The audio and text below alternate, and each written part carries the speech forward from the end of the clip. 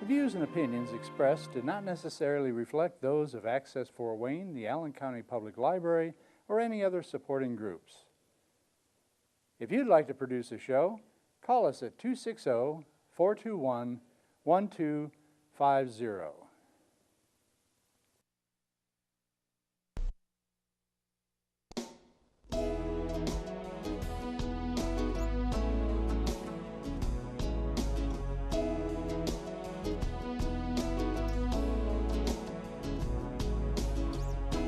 Let me be your lighthouse so I can show you the way. Let me be your shining light, I'll keep you from drifting away. I'm the one that makes you dry. Hello, this is Patty Hunter, and this is my show, Patty's Page. To my right is my special guest, Monica Kelsey. Hello, doll. Good to see you again. Good to see you. And to her right is John Dickmeyer, my co-host. Hello, Patty. How are you today? I'm doing good. Today, Monica, we have you as a special guest for a special reason. That your Safe Haven baby boxes are doing splendidly well. Absolutely. Tell me a history of it. Well, the Safe Haven law has been around for, we're going on 17 years. 17 years? 17 years, and it's where any woman in the United States, in any state, because the law is in every state, can walk into a fire station, police station, or hospital and surrender her child, no questions asked, as long as the child is under 30 days old. Oh. And to date, the Safe Haven law has saved 3,317 babies from abandonment in this country. So, but that's a great save. But in the same time frame, we've found almost 1,500 babies still being dumped in our country. So I came up with a concept called Safe Haven Baby Boxes, where these boxes are placed in the sides of fire stations, police stations, and hospitals. Yeah. And instead of the mother coming to the fire station and laying her child at the door, which is happening all over the United States, we want her to place the child in one of the boxes, the safe boxes, and then walk away. The baby will be picked up within 5 minutes. How many baby boxes do you have? Currently we have 2 in operation. That's been in operation. They were our first launch to make sure we're doing everything correctly with those. They've been in since April of 2016. And where? One in Woodburn, Indiana, and one in Michigan City. Michigan City? Michigan City has one. And we just passed the law in Ohio and Pennsylvania, and we're working in a total of 17 states. So the babies that are saved through the baby boxes, would you have doctors or nurses or anyone looking who is of medical background looking at the baby to make sure that he or she is okay? Well, the reason why the Safe Haven law was placed in fire stations, police stations, and hospitals is because most of those places have first responders, paramedics, EMTs, or doctors and nurses if it's at a hospital. So if a child is placed in one of our boxes in Woodburn, Indiana today, that child's going to be retrieved from a firefighter, which is a first responder, placed in the ambulance that's at the facility there, and then a medic will take that child to the closest hospital, which would be Parkview Regional Medical Center, where it would be evaluated by a physician. If the child is deemed healthy, it will be placed with the Department of Child Services to be eligible for adoption within 30 days. And what would happen if the child is not well? Then the hospital keeps the child until the child is well enough to be transported or to be transferred to foster care. So who sponsors the hospitals to take care of the wee ones who they don't know who the parents are? And well, a lot of these babies are given names like Jane Doe, John Doe, and sometimes the child leaves the hospital with a name that the doctors and nurses, have dubbed that name until the child is adopted. So usually the child's usually adopted or eligible for adoption within 30 days. So who helps to pay for the medic help for the wee ones?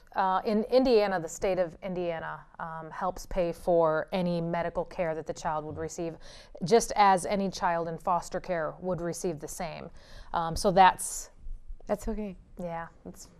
So, tell me, how long did it take for the one in Woodburn to be open? Well, I started this organization in December of 2014. I became a 501c3, which is a nonprofit, in February of 2015. And then for 15 months, we tested and built the box to the best safe, as safe as we could with our engineers and our electrical guys. And then we launched a year after that. So you had to go through the courts to get it okayed, to get it accepted? The thing with the safe haven law baby boxes is, they're kind of in that gray area of the safe haven law where some states, they don't say that baby boxes are legal, but they don't say that they're not. Oh. So you fall in that category where it's not saying that it's illegal, but it's not saying it's legal, which would mean a judge would have to decide. But most states, we are changing the laws to make it more clear for people to understand that this is part of the law and this is legal for a woman to do. Do you find a lot of babies are being abandoned than the year before?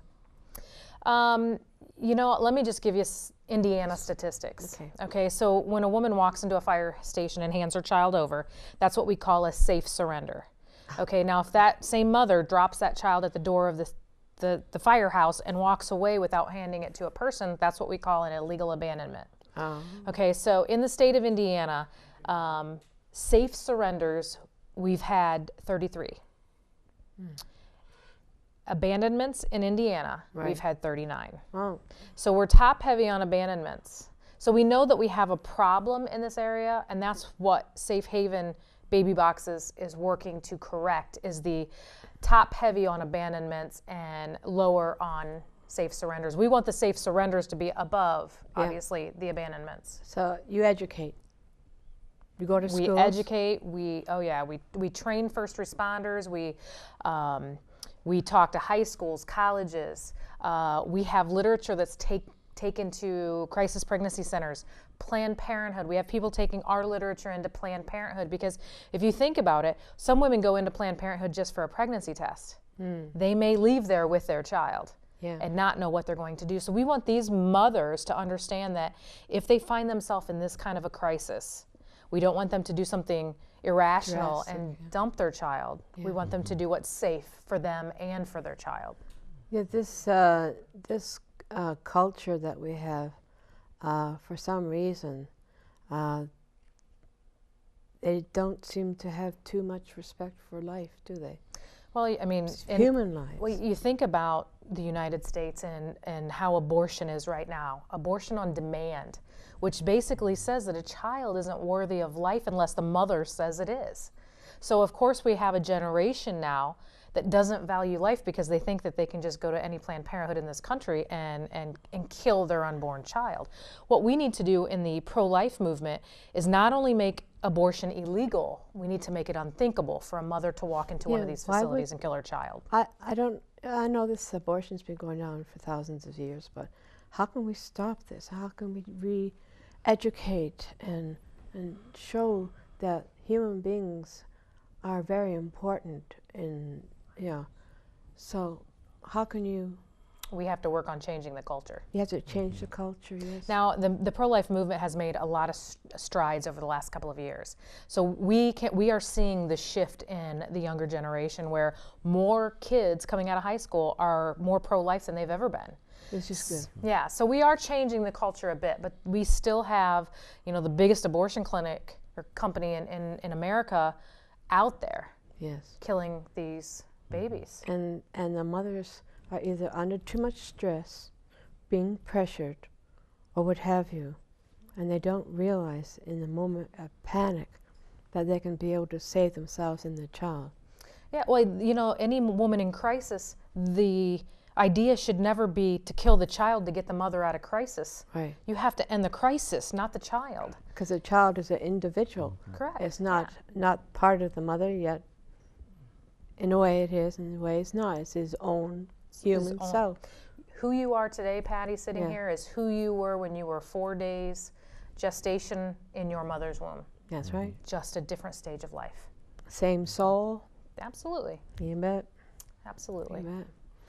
So, and you know, once we get to the point where abortion isn't legal in every state and we don't have Planned Parenthoods in every big city, what are these girls going to do, or what are these young mothers going to do? They're going to have to carry their child to term. Yes, and we have to be compassionate towards them, Absolutely. whether they be 16 or 12, whenever they get, when they're raped. What happens to the child who's pregnant? It's not the baby's fault. It was the man's fault. So it's traumatic being raped, but it'd be more traumatic killing your baby. So that's a double whammy right there. You know, when I speak nationally and internationally, I've been all around the world talking on the pro-life side of things. And I'm also a medic here in Fort Wayne. And one of the things that I kind of get people to understand when you're talking about the rape and incest clause is this woman has been through horrible ordeal, absolutely tragic and traumatic. And take a person in a car accident that maybe their passenger was killed by a drunk driver, and they broke their leg, and this person's sitting in the hospital, and they're not going to look at the doctor and say, just cut my leg off, right? Yeah. No, they're going to heal. This leg has to heal in order for them to walk again. Same thing with a woman who's been raped. Killing her child is not going to fix the situation. It's not. It's going to make it worse. And same thing with someone with a broken leg. You're not going to tell somebody just cut their leg off just so they don't have to go through the healing process, emotional process. Still have to go through the healing process, because when you cut the leg, your body's still there. So exactly, there. And that's the same thing in the pro-life movement when a woman is raped. You just have to have empathy for the mom. You have to love the mother. And she needs to heal not only emotionally, not only physically, but spiritually as well. If you don't address the issues that continue beyond, we don't realize that the whole business of conception is a part of a process. And there are heavy-duty emotions connected with every part of the process. So let's say that everything proceeded wonderfully from the start, and everything was all loving at the beginning. There may be problems at any stage before and after the birth, where that mother is put into all kinds of harm emotionally. As you were talking, I was thinking of the situation, and it happens oftentimes, where, oh my, the mother really wants to have that child. But if we're talking about a 14-year-old child having another child, and it comes down to within that 30 days, I just can't take care of the child. This is a super option to handle the situation. And actually, it's the only last resort option as far as I'm concerned. Well, and that's one of the things that when I talk and I speak to high schools, I have this prototype box that I take into the schools with me so they can touch it and feel it so they know what it's about. And I said, this is not a good option. This box is not a good option. It is only a good option if it's the last option. The best option for this mom is to go to a crisis pregnancy center and have these women who work in these centers walk beside these women. Because one thing that, if I was to just, every person that called our hotline say, go to this baby box and place your child in there, the one thing that we have lost is control. Because this mother now, she probably gave birth by herself, which is very common in safe haven surrenders. So she could go home and bleed to death from hemorrhaging. She could get an infection that could take her life. Or in 3-4 weeks, depression's going to set in on this mom. Yeah. Okay. If we get her to a crisis pregnancy centers, these crisis pregnancy centers are trained to deal with women of all ages, of all situations, rape or incest, or just, anything. Right. And that's where we need these mothers to go, is to them. But if they won't go there, Then that last option that we have before that mother places her child in a dumpster is one of the boxes, and that's where we'll send her if we can't get her to do anything else. This picture of the baby here, baby's foot, who is this? Who is it? When I first started Safe Haven Baby Boxes, there was a baby abandoned in Eagle Creek Woods in Indianapolis. It was December 28th, 2014. And I knew I had to do something for this child because the mother had never been found. So I actually called the coroner and the detective and said, I want to bury this baby. And it was a full-term little girl, 8 pounds, 6 ounces. I mean, beautiful. She had a head of hair. And in the process, I came across a woman who actually buries abandoned babies for a living. And I don't want to say for a living, it's her nonprofit. Right. But she goes around the country, and I'm like, this can't be true. And so I partnered with her to give this baby a name and a place to rest. What's her name? And we named her Amelia Grace Hope. And she has now been, she's on our website, she's on our logo. This footprint is actually the footprint from the coroner, from the autopsy. So I took that footprint and I went to our graphic designer and I said, I want this footprint as part of my logo. And he called me back and he goes, Monica, this is a blotchy footprint, it does not look good. And I said, no, you have no idea how perfect this is. So when you look at the footprint, to some people's eyes, it's not perfect. But to me, the footprint is every reason why we're fighting for these children. And baby Amelia's not being able to walk, so we're walking for her. Yeah, that's why and we're everyone's seeing her footprint in the process. That's why we're having you on this show to talk about how we can help our young ladies, young girls, older. What's the average age? This is where our job gets tough. Right. Because there is no average age. We've had mothers as young as 13, mothers as old as 44. Wow. So this wide range of moms that we have to educate is huge. So we literally have to be everywhere. So this whole community, this whole nation, I wanted to be able to be more compassionate and loving towards our own kind. Otherwise, what's the sense? Right. We are missing out on beautiful life, and we should just show that we are precious in God's eyes, and we are important. If you kill your sibling, not your sibling, but your daughter or son, your siblings, the families who are surrounding that one person who did the abortion or abandoned the baby is going to be affected, not just the mother. Mm-hmm. Well, and studies show that these mothers, they might not regret it the next day. They might not regret it the next week. But I believe it's like 85% of the time, women regret their abortion. Yeah. And that's the sad thing about abortion is women are believing the lies that you can just go to a Planned Parenthood and it'll all be over. No, it's not over. It's not over. It's it never just starts. Over. Right. Wow. So there's some pictures that we're going to show. What's the first one? The first one is a picture of the footprint that we received from the coroner's office. And it has her name at the bottom, Amelia Grace. And then we also have a picture of her tombstone that is placed at her burial site in Indianapolis. Oh. And then we also have a picture from the funeral of her casket being laid in the ground. Oh my goodness. We're definitely going to show that. So who were you there? Yes, I was there. I helped in any way I could.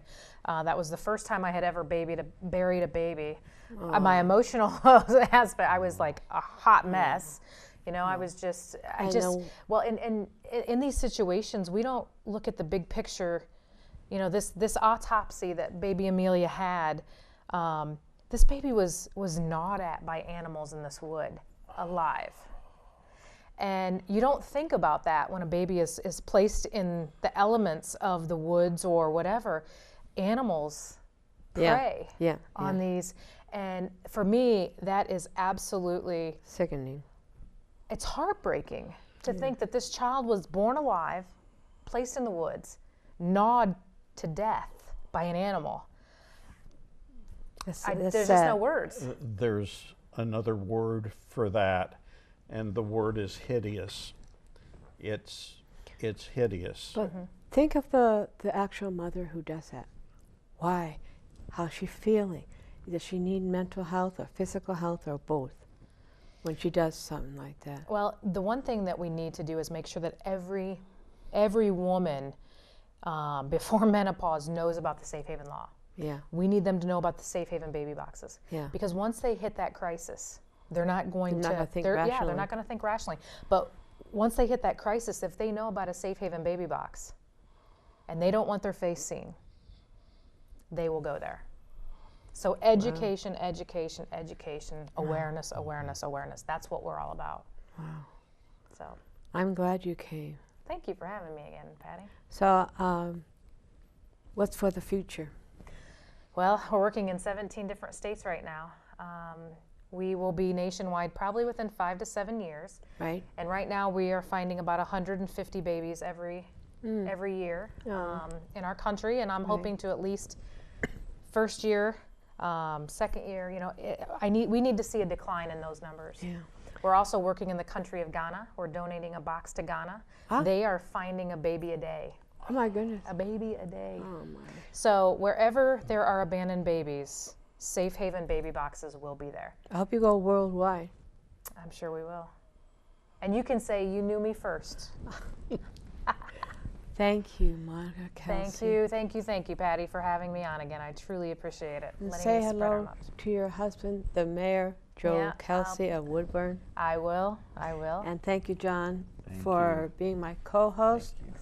And thank you, people, for listening to what we had to say today. It's very important. Our babies are important and they're precious, and we need to protect them and the mothers and the fathers, of course.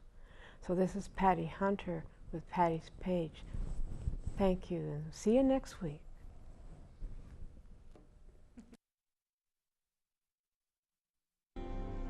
Godspeed, my love, until we meet again. You're always in my heart and every dream.